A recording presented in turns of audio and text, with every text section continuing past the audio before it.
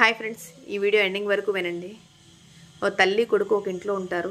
తండ్రి బయటికి వెళ్ళిపోతాడు ఇంట్లో ఉండడం వాళ్ళతో.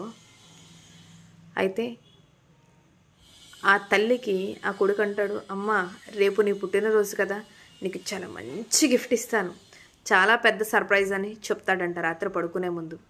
సరే నాన్న అని చెప్పి చాలా ఆశగా ఆ తల్లి ఎదురు చూస్తూ ఉంటుంది.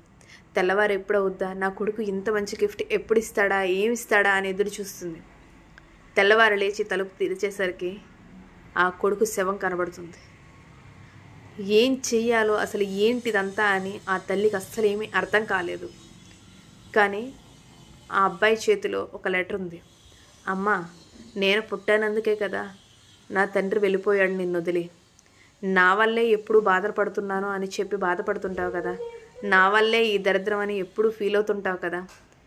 నేను ఈ పుట్టినరోజు నుంచి నీకు దూరం అయిపోతాను కదా, నువ్వు సంతోషంగా ఉండు, నీ నోటి మీద చిరునవ్వు పోకూడదు, నువ్వు అందరిలాగే ఆనందంగా ఉండాలని మనస్ఫూర్తిగా కోరుకుంటున్నానమ్మా, నాకు మాట ఇవ్వు, నువ్వు సంతోషంగా ఉంటాను అని ఆ కొడుకు అంటాడు.